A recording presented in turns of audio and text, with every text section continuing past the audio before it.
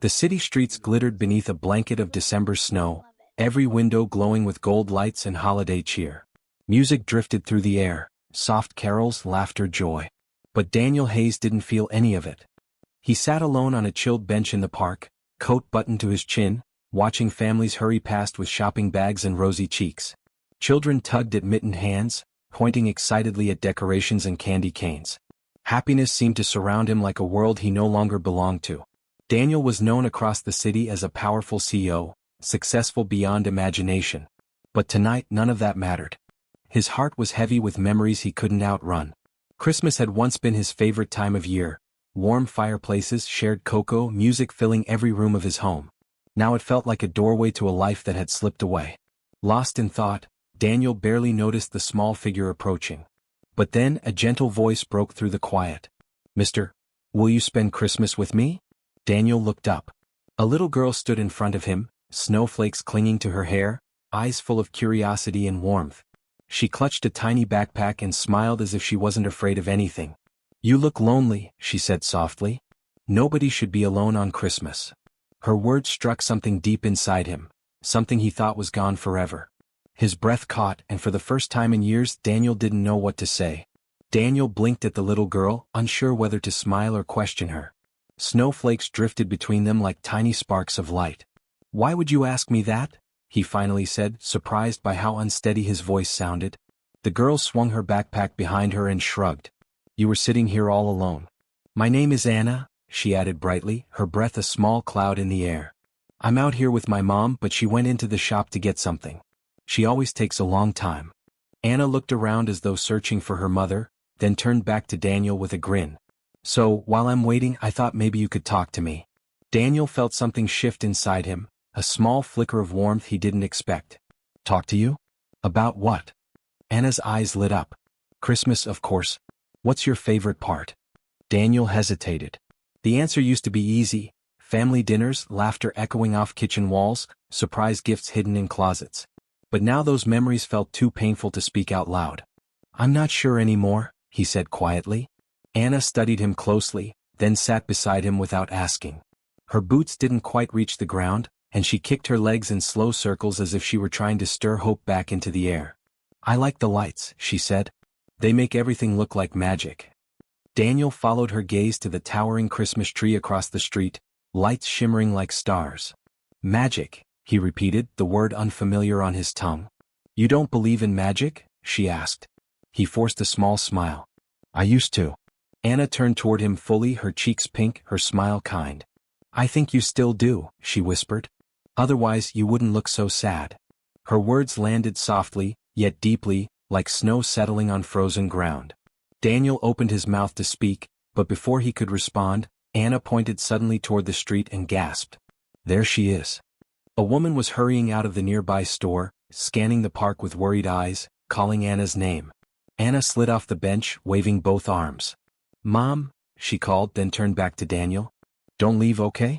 I want to talk more." Daniel nodded, surprised by how easily the promise came. As Anna ran toward her mother, Daniel watched her go, that strange warmth spreading through him again. It had been years since anyone had looked at him with kindness, years since anyone had asked him about Christmas. He glanced back at the glowing tree, the sparkling lights, the joyful crowds. For the first time in a long while, the world didn't feel quite so distant. And somewhere deep in his chest, a forgotten feeling began to stir, the faintest, smallest flicker of hope. Anna and her mother stood a few yards away talking quietly. Daniel could see the mother's shoulders relax as she hugged her daughter tightly, relief washing over her face. He smiled to himself, prepared to stand and slip away unnoticed. But before he could move, Anna turned and waved him over with both hands, as if she'd known he might try to disappear. He hesitated, unsure whether he belonged in their world, but something gentle tugged at him, and he found himself walking across the snowy park path. Anna beamed. "Mom, this is the man I told you about." He was sitting alone. "He's nice." Her mother looked up, grateful yet cautious. "Thank you for keeping her company. I hope she wasn't bothering you." "Not at all," Daniel said. "She's a remarkable girl." The woman studied him closely, and Daniel suddenly felt exposed. Most people in this city knew his name, his business, his wealth. But she didn't react with recognition or interest, only kindness. That alone felt strange. Before he could speak again, Anna tugged his sleeve. "Will you still spend Christmas with me?" she whispered. Her mother laughed softly. "Anna, sweetheart, you can't just invite strangers to Christmas." "But he's not a stranger," Anna said with certainty. "He's sad. I can tell." She turned to Daniel. "Are you sad?" Daniel paused. The question was simple, but answering it felt like opening a door he had kept locked for years. He nodded once. "Yes, I suppose I am." Anna stepped closer. "My daddy was sad too. Until he met me." Daniel blinked. "Met you?" Anna nodded proudly.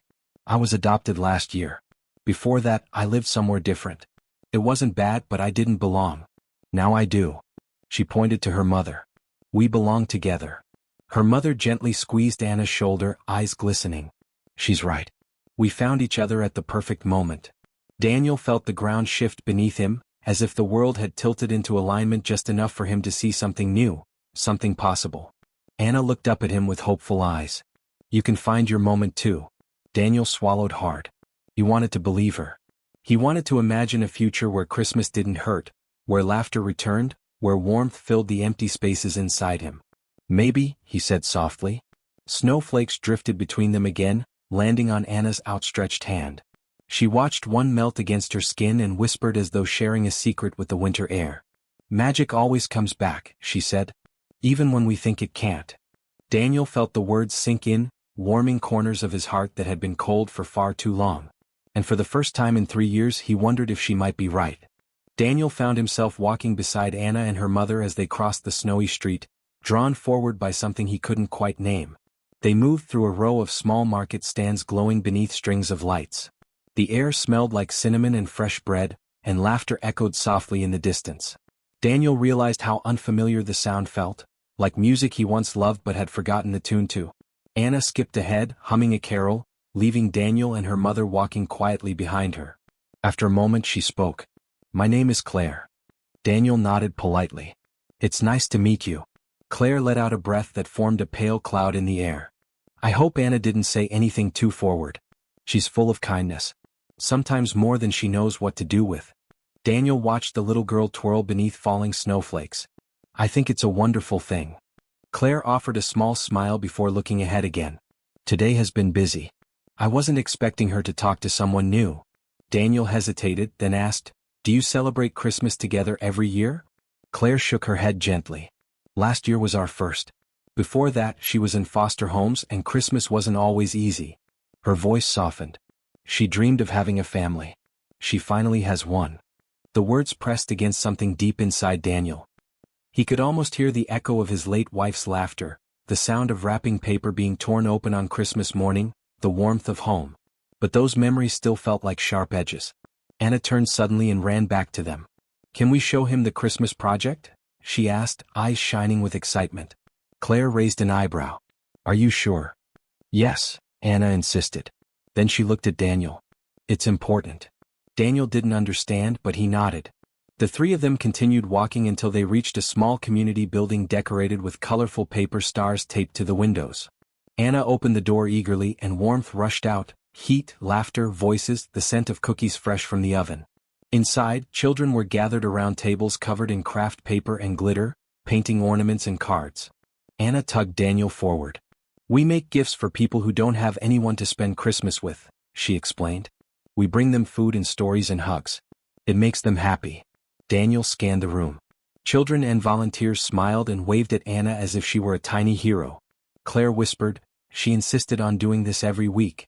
She said she wanted to give back the kindness she received." Anna placed a small wooden ornament in his hands. It was shaped like a star, painted with bright yellow paint that shimmered beneath the lights. On the back, in messy handwriting, were 4 simple words. "You are not alone." Something in Daniel's chest shifted again, stronger this time, warmer, real. He stared at the star, feeling its message settle into him like truth. Anna looked up at him, hopeful, almost nervous. "Do you like it?" Daniel swallowed hard. "Yes," he whispered. "More than you know." And as he stood there beneath the glow of paper stars and children's laughter, he realized he had stumbled into something extraordinary, something he wasn't ready to lose. Daniel stayed longer than he planned, longer than he ever stayed anywhere that wasn't his office or his silent apartment.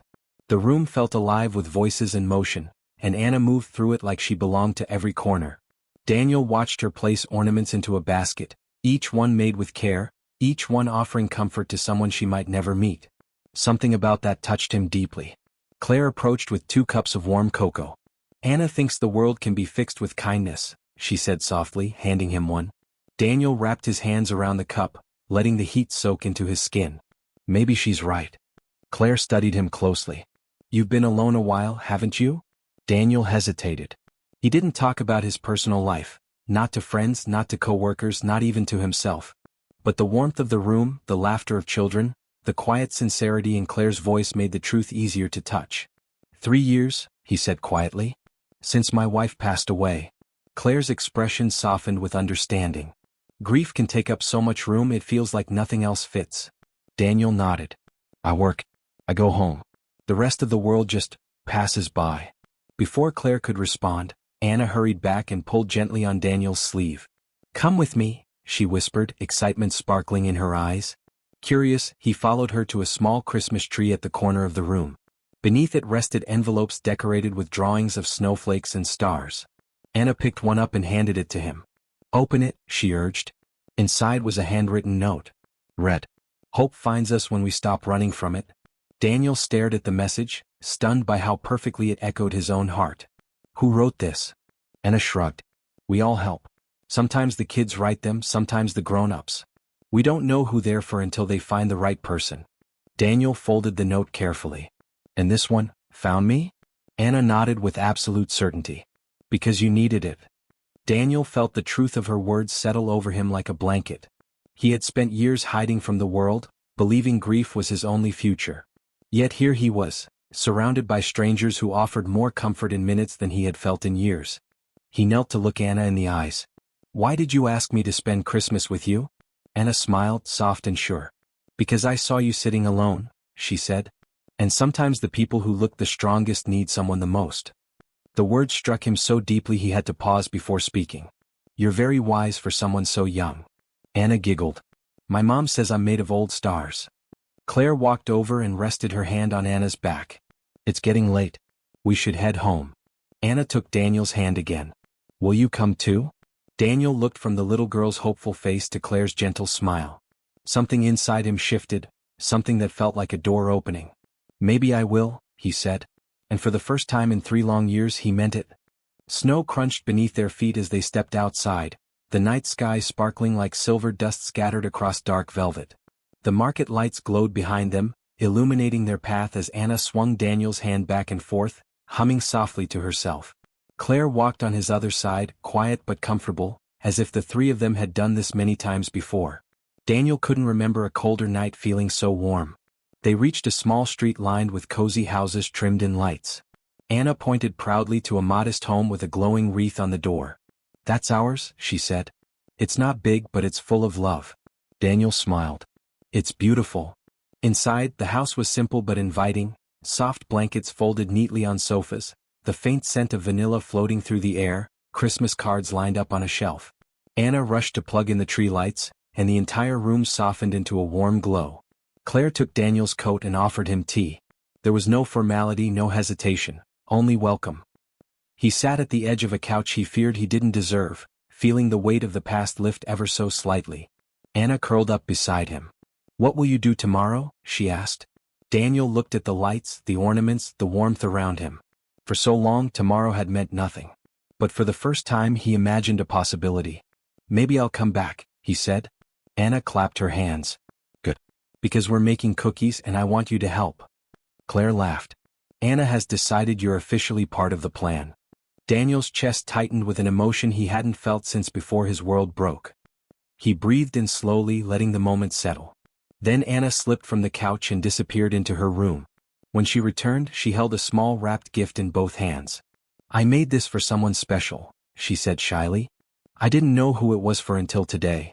She placed the gift in his hands. The wrapping was uneven, the bow crooked, but Daniel had never held anything more precious. He opened it gently. Inside was a hand-drawn picture. A bench in the snow. A big Christmas tree. And 3 figures, 2 tall, 1 small, holding hands beneath the lights. His vision blurred with emotion. Why me? He asked. Anna leaned into his side. Because everyone deserves someone, she whispered. Even you. Claire met his eyes, something warm and steady shining there. You don't have to face the world alone, she said softly. Daniel looked down at the drawing again, feeling something shift so deeply within him it almost took his breath away. He wasn't healed. He wasn't finished grieving. But he was finally moving forward. Outside, snow began falling again, silent and gentle. Daniel closed his eyes and held the picture close. Magic, he realized, had come back after all.